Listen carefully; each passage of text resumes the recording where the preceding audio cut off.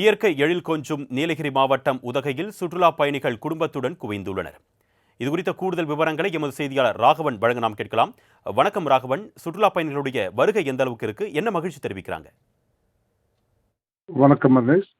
இயற்கை எழில் கொஞ்சும் நீலகிரி மாவட்டம் உலக சுற்றுலா வரைபடத்தில் இடம்பெற்றுள்ள மாவட்டமாகும். இரு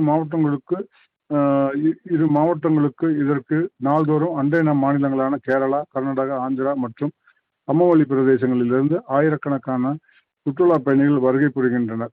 இவ்வாறு வரும் சுற்றுலா பயணிகள் உலக புகழ்பெற்ற தாவரவியல் பூங்கா, படகு இல்லம், தொட்டபெட்டா சிகரம், ஐக்கரா நீர்வீழ்ச்சி உள்ளிட்ட பல்வேறு சுற்றுலா தலங்களுக்கு கண்டு ரசித்து செல்கின்றனர். இந்த நிலையில் வார விடுமுறை இன்று ஞாயிற்றுக்கிழமை நாளான இன்று உதகை தாவரவியல் பூங்காவில் சுற்றுலா பயணிகளிடம் கூட்டம் அதிகரித்து காணப்படுகிறது. குறிப்பாக இங்கு நிலவும் குடுகுடு காலநிலை அனுபவிப்பதற்காக பூங்காவிற்குள் உள்ள புல்வெளி மைதானத்தில் பெரியவர்கள் முதல் சிறியவர்கள் வரை விளையாடியும் மரங்களில் அடியில் அமர்ந்து ஓய்வெடுத்தும் மேலும் இங்கு வீசும் குளிர்ந்த காற்றுகளை சுவாசித்து பூங்காவை ரசித்தவாறு வருகின்றனர்.